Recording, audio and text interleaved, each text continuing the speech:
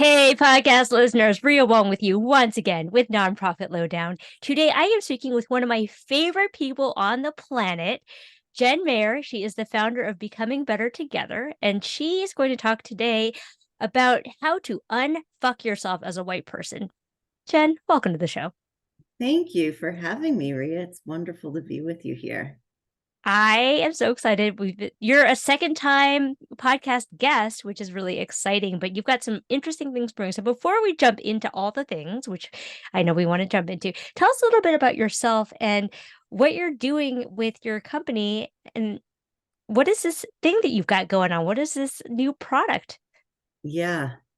Well, Becoming Better Together is a collective of incredible consultants, coaches, and just humans who are trying to help organizations create more humanizing workplaces that are more effective. Love um, that. we came together about 8 years ago, and it is truly a collective, meaning that we put a body of work at the center of a table. It's a virtual table, and all come around it and try and figure out how we can be in best service of that work. And so it's kind of a little bit of a different model for consulting, but it tends to work pretty well. Um, we are a intentionally interracial and intersectional group of people, in large part because the world doesn't expect to see that. And to really create humanizing spaces, we need to interrupt the predictable patterns that we might see, or that we actually do see most times in organizations where there are hierarchies that are largely defined by race and gender. And so just by virtue of who it is that we are, and the bodies that we move in, and how we work together, we try to really model a different way of being together. I So that, love that. yeah. Yeah. So let's talk about this new thing you've got going on. So you have a uh I don't know if you call it a coaching program, a video series called Unfuck Yourself as a White Person. So talk to me a little bit about it's a very spicy title. Like, what does that mean? Yeah, And it what was the is. origin? Yeah, it is a spicy title. I appreciate you asking about that from the get-go. And that title really came to me as a place of my own reckoning as a white person, realizing like this is a system that is constantly trying to fuck us. And for me, it was about always feeling like I was getting caught in the matrix of racism over and over and over again. And I was just like exhausted and sick of it. um and so it was kind of like a like a oh fuck, like again I got caught, and like damn this system, and like no more. Like I just don't want any of us to get caught in this system anymore, or participate in the system anymore. And so it is a little bit of a spicy title. Um, and it's not necessarily with this idea of a whole lot of aggression, but like, oh God, like, can we do something different together, please? Because we just need to. So let's take a step back because for those of us who are new to racial equity work, new to DEI, what do you mean when you say the system? And it's so interesting because as you're talking, it's like once you see it, you can't unsee it. But it's almost like being a goldfish. You're like, goldfish don't know that they're wet. They're just swimming around in water. Yeah, there's a lot. There's a really wonderful organization, the Racial Equity Institute, that talks about this as like the groundwater. Like it's so ubiquitous that you can't even see it because it's hidden, but it's everywhere all at once. And so I think the way that I talk about it as, or the way that I understand it, is that this is a system that was built before even the inception of this country. And what I mean by that is that, my people, like literally my people in the 1500s, came to this country with an agreement to somebody who had more power and privilege than they did to work a body of land that they stole from indigenous folks. They were the Susquehanna people. I don't know if I'm pronouncing that right. I hope I am pronouncing that right, who were at that time living in the Delaware River Valley, and ultimately what ended up being Quakertown. And they were indentured to them for a certain number of years, meaning that they gave labor to this group of people in exchange for passage and then ultimately for land in this new country. And so this idea of taking land from people, taking labor from people, extracting labor and resources from people started even before we became a country. And that has been a system where it is purposefully about concentrating wealth, resources, and power among a very small group of people who have been and continue to be in our country white men. That was true 400, 500, 600 years ago. It continues to be true now. The 50 wealthiest people in this country hold $2.5 trillion worth of wealth. All of them are white with the exception of one, and all of them are men with the exception of six. And the six women are mostly inheritors of wealth from white men, or wives or daughters of folks who were white men. And so that's the system that we're talking about, where there's a very few number of people who have a tremendous amount of wealth and power and have extracted that wealth and power by using other people for the labor that gives them the wealth and power that they have. And that includes people of color, certainly.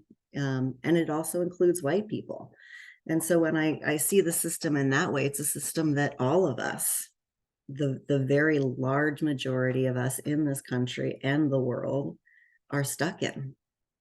And it causes us to do all sorts of really awful things to ourselves and each other that I would just love to have stop.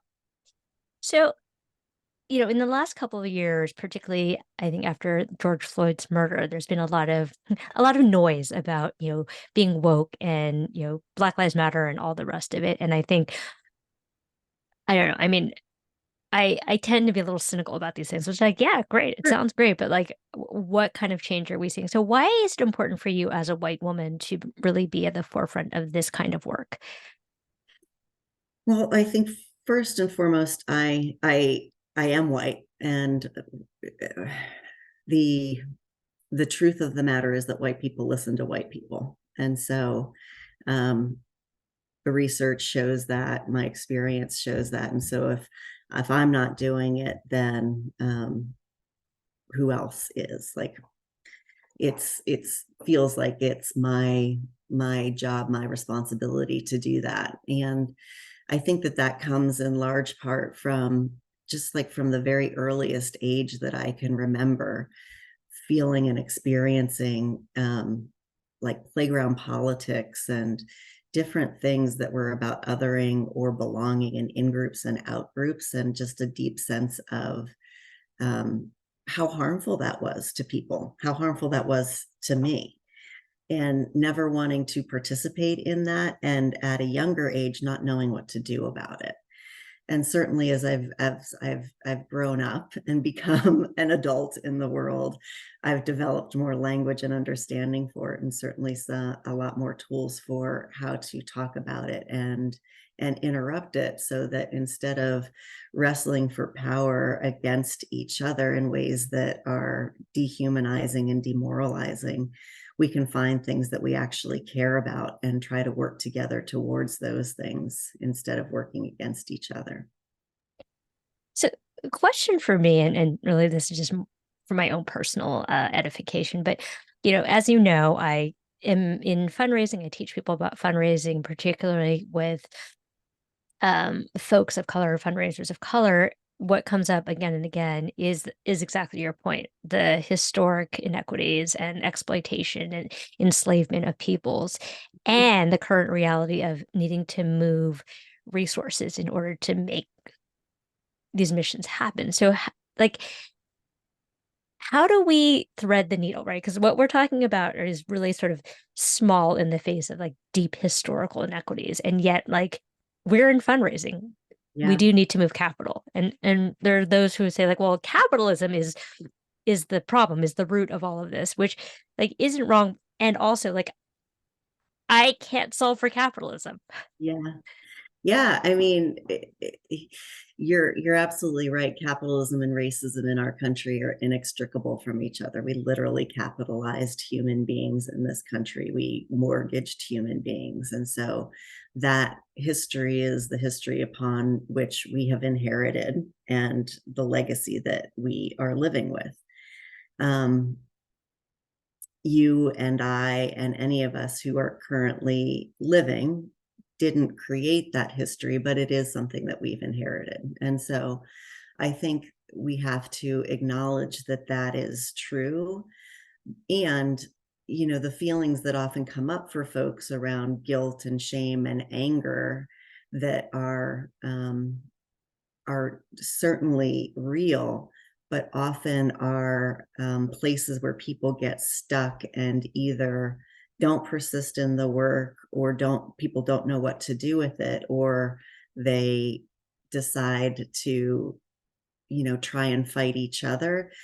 That's not necessarily helpful, but I'd love for us to use those emotions, those strong emotions, and recognize what they are.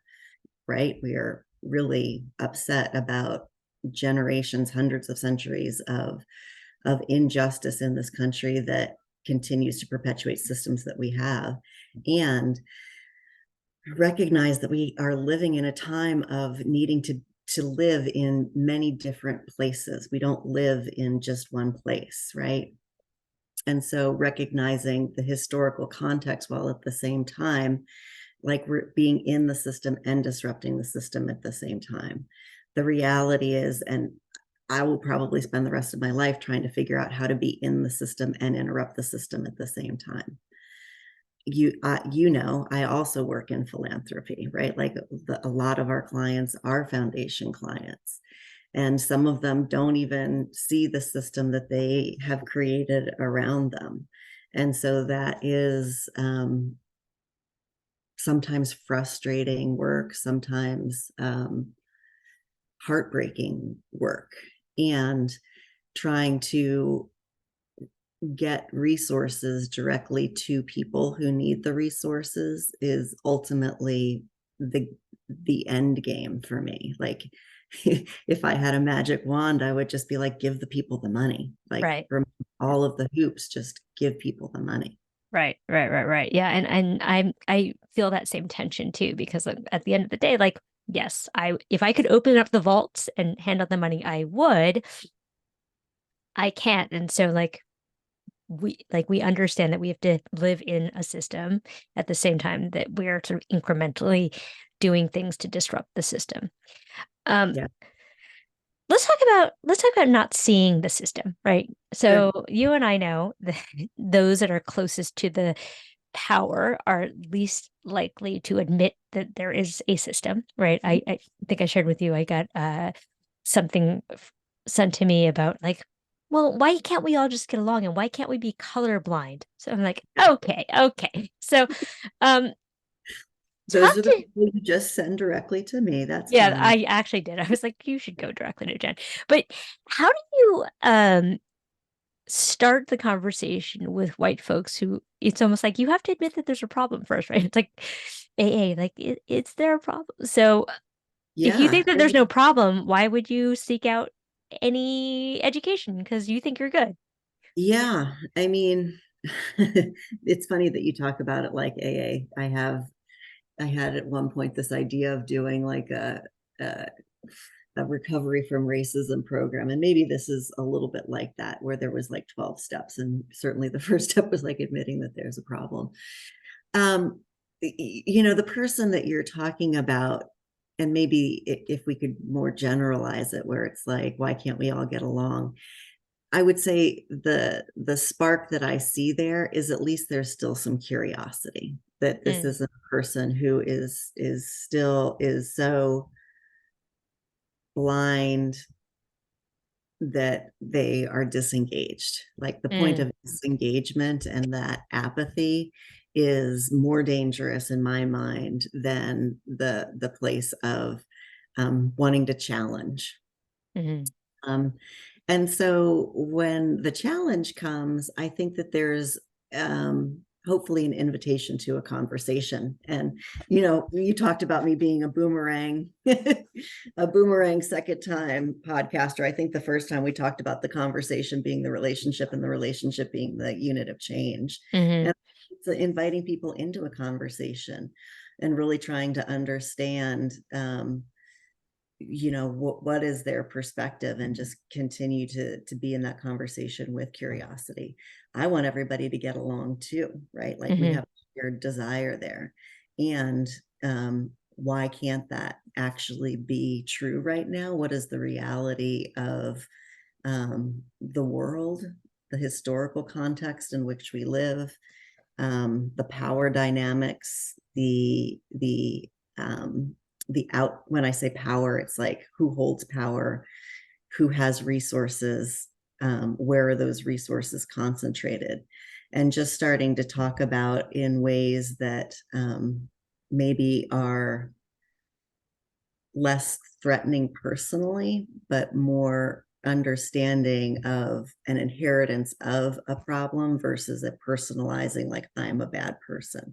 Like, mm, mhm, mhm. not Wait, necessarily that you're a bad person. It's like, we've inherited a really shitty system.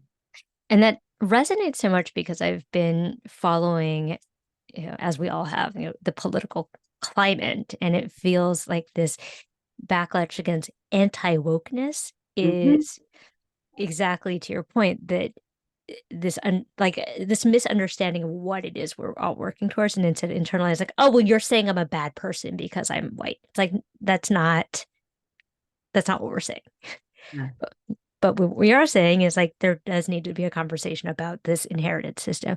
One thing I was thinking about, I just published a podcast with our friend Darren Isom, and we were Love talking them. Yeah. about um, creating the space to make mistakes. And I think so much of why people feel, secret sauce, I feel um, kind of guarded with this, is it feels like we're in such an emotionally raw time where we're not allowed to make mistakes, or there's this fear. I have this fear of, like, if I say the wrong thing, I'm going to be publicly humiliated and outed and canceled, and like, so what is the I don't know if there's a question here, like, how do we create a space to make it okay to make mistakes?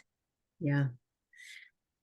I that resonates so much, and I'll have to go back and listen to this podcast, because I am a deep admirer of Darren, and obviously of you. There's so much I have to say about this. You and I both come from the field of education, where you can't actually learn without making mistakes, right? Like, we Hmm. don't, you can't expect a child to learn how to do anything without trial and error. And somehow we've forgotten that that's how learning and actually change happens. And we forget to apply that to ourselves as adults. The other thing that I would say about that is, I'm part of a program, and the program has, like, these wisdom keepers, and one of the wisdom keepers is a Lakota man, named Four Elks. And he said something really profound the other day. He said that in the Lakota language, they do not have any word for mistake or shame. And I thought that that was really profound, because in the conversation, it's like, you remove, like, like it's just part of learning. It's just part of living, that you wouldn't be able to live a life where you are fully human and experiencing and learning the world without making some mistakes sometimes. And the unforgivingness of it, I think, comes from, I'm going to pull it back to racism. Racism's tools are about dehumanizing people and using fear against people. And so the fear is both of being a mistake, making a mistake, and of not knowing. And so I think when people come for other people, it's also an expression of their fear of being come after. And so I try to think about it as, you know, not necessarily something that is yours, but something that is a projection of somebody else's onto you. Um, I know Yeah. that doesn't necessarily make it any easier, and it requires a lot of groundedness and perspective and therapy to hold that. And in the public discord where there is so much fear and there is so much fighting against each other, um, it's tough. And I think we just have to find the people who we are in community with and clear about what it is that we're working with to help us hold our centers together and Mm, not be distracted by, you know, the people who will come, because it'll come and then it'll go hmm. just as fast as it came. And, you know, one of the things I'm talking a lot about is like, just like, let's come back to our sense. Like, there's so much nonsense right now. Let's just come back to sense. Yeah. Yeah. And I think it's hard, when our amygdalas are firing and we're in this panicked state to just sort of center and be there. Let's talk about white people for a second. So Yeah. I just watched Joyride, which is really fun. I recommend everyone watches it. It's basically the Asian girl equivalent of The Hangover. Okay. Anyway, there's a character in the movie. He's a white guy in a managerial role, and it's like it almost becomes a character. It's like, no, but I'm a white ally. I'm a white ally. He's like, I'm not saying that because you're Asian or a woman. Are you even Asian or woman? I'm an ally. And so, Yeah. um, so what does it actually mean to be an ally, and how do you do it in a way that's not performative? Because I do think, especially post George Floyd, there has been uptick in people curious, willing to step into the work, but like, what does that really mean to do the work? Yeah, well, I'm going to have to watch this show now. And maybe we'll use it in some of our trainings Oh my because, God, it's hilarious. It's like it becomes a caricature. You're like, okay, okay, white guy, like I get it. yeah. And the thing about that I think about, and I think a lot of people think about allyship, is it's not a noun. It's a continuous state of being. It's more an aspiring state of allyship that is defined by the daily minute to minute actions that I, as a white person, would take or not take. And it's not something that I can describe of myself, but rather it is something that somebody with for whom I am aspiring to ally with could ascribe to me, right? I can't say I'm an aspiring ally. I mean, I could say I'm an aspiring ally. I couldn't say I'm an ally. That would be something that somebody who with whom I had attempted to ally myself with could say, Jen, I really appreciate your allyship today. So like the whole the absurdity in the character is really amusing. Um, and so what was the other part of your question? That I'm So just like, yeah, yeah, yeah.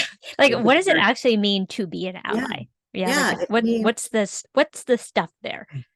it really means taking action. It means seeing what's going on. It means being aware, noticing what's happening, naming what's happening, understanding what the power is that you might have in in whatever the situation is that you're seeing, and working with the people who are being marginalized, being abused, being oppressed, and saying, I see this thing. Here's what it is that I have the power to do. Would this be helpful if I did this? Or, some simple things that you can see on the daily, if you're on getting in the plane, that like you can just see the line in the plane and how people behave trying to get into the line on the plane or at the grocery store or getting on the subway, and just taking a look and seeing, like this person who is probably a woman of color was in front of you in the line, and so please, as a white person, get behind her in your rightful place in the line. And you taking that, me as a white person taking that initiative, and whatever the, embarrassed anger that would come with that, instead of the person of color taking that. Oh, that's really helpful. Let's talk about fundraising because, Yeah. that's my jam. So, Yeah. what we know, especially among fundraisers of color, is burnout is very prevalent. There's a lot of feelings of being, say, a frontline fundraiser in your organization. If you're a person of color and you're going into predominantly white spaces, there's a lot around, assumptions of who you are and what you are based on the color of your skin, based on these assumptions we make about people and class and how Yep. much money you have or don't have. I mean, there's a lot of power dynamics. And then in addition, if you're a woman, you're in a relationship with a man about asking for resources, like that's further complicated. So, Yeah. what's my question? I guess my question is like, how do we start to unravel this stew of very complex dynamics and histories and feelings when we as fundraisers are tasked to do a very specific thing? Mm-hmm. Yeah, I would try to focus on what it is that you are raising money for. What is it that is the thing that you care about so much that you're going to go into this mode of raising money, go into these ivy towers with these people who have resources and try to pitch your case, and come at it from a place of the thing that you will fight for until the day is long, and use that as your source of clarity and strength. um, that's what I would personally do when I go into situations from a place of, I'm the first in my family to go to college, I'm a woman, I don't understand a lot of the nuance around the privilege that moves in those spaces, and that's my mindset. I I am not as powerful in those spaces as when I am speaking with clarity and conviction about the thing that I want them to release the change for. I I, love I that. literally mean like the change, like the coin, like Yeah. give me the coin because this thing is so incredibly important. And, it's like this idea of, it's not the weight that you carry, but it's how you carry the weight. Like if I were going to carry the weight of all of the injustice into those spaces with me, it's going to burn me out so quickly. Yeah. I let the fuel of what it is that I want the money for, like, be the center of every conversation that I'm having. I'm able to move in a different way with that. Yeah. I love it. It's like burning clean energy as opposed to Yeah. dirty energy, right? Like, are you getting pulled towards a vision or are you sort of letting the injustice like Yeah. burn the fuels? Yeah. And, when you're in those spaces, they will tempt you to come back into all of the dirty energy. Yeah. And it is tempting because we are so well trained in the system of racism to play our role. And just continuing to practice to stay centered in what it is that you care about so much that you Oh, would enter those spaces. and I love that. So I could talk to you forever, as you know, but we are wrapping up. So tell us, I know you had a little tasty treat for us. So tell us what our little tasty fun treat. This is the prize for listening to the end of the podcast, folks. Yeah, so this program is a program that you can do on your own. So it's completely at your own pace. I kind of think about it as a you're really curious about what to do, but you don't know how to get started as a white person. And so you don't have to you can phone a friend whenever you want. I'm the friend, but you don't have to worry about being judged by anybody else. It's just you in that space.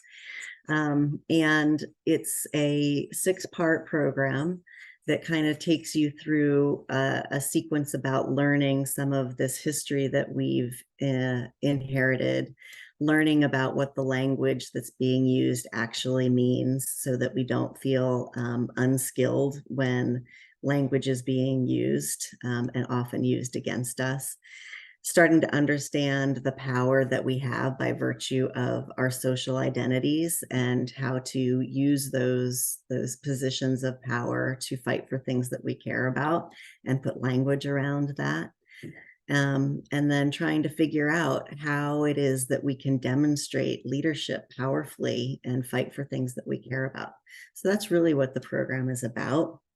The end of the program is primarily about like a top 10 list, which we're going to share with your listeners so that they can look at if I were to go back, 10 or 15 years ago, here's the lessons that I would want to have learned really quickly, but I've learned over time. Things like progress is better than perfection, and curiosity is the antidote to fear. So powerful lessons like that. And then it ends with, so where do you go from here? And there are so many things that people can do that I think are really powerful. And I run into lots of white folks who are like, I just don't know what to do.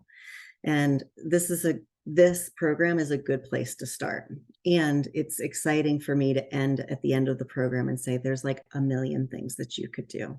So just decide on one place to start and start there. Yeah, I think that that's so important because it does feel overwhelming. And when we're overwhelmed, we tend to freeze and do nothing. So it sounds like this is good for folks who, I mean, is there a particular group that you're targeting? Is it CEOs? Is it program people? Is it like who are the people who would benefit from this program that you're offering? Yeah, I don't necessarily think about it in terms of positionality. I think about it in terms of a person who's like, oh, I now understand that I am white, which is a part of racial identity development, and that there's things that are true about that, but I don't know what that means or how to Mm, then make sense of that in my life and in my role as a professional. And so I want to figure that out because it's like important to my job and to my role. So it's a very beginner level course. awesome. So we will make sure to get that in the show notes for folks who want to do it. And I highly personally recommend that you work with Jen Mayer, who has been a personal coach, friend, mentor to me for the last, what, 20 years? This is crazy. How have we known each other for this long? Oh, Bananas. time. And I think you said you also had a discount code for folks, yeah? Yeah, so we will have a discount code for the class that you can also access. And so there's the self-study, and then we're also in the fall going to launch a cohort-based program if you wanted to go through the program, either with a group of friends or colleagues, or if you want to sign up with a group of other folks that you don't necessarily know. So those will be two new options that will be coming out in the fall. Spectacular. Well, we will make sure to put all that info in the show notes. Just out of curiosity, when does the cohort start? Because I want to make sure we get this podcast out in time. Yeah, it'll be September, October.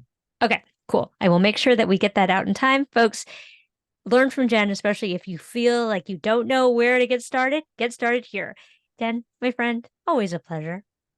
It is so good to be with you. I appreciate the opportunity always to talk with you. Same Z's. And All this right. this product you put together will help lots of people. So white folks who Need to know where to get started? Start here. All right. Thank you. Mwah, mwah, mwah. I'll talk to you soon. All right. Thank you.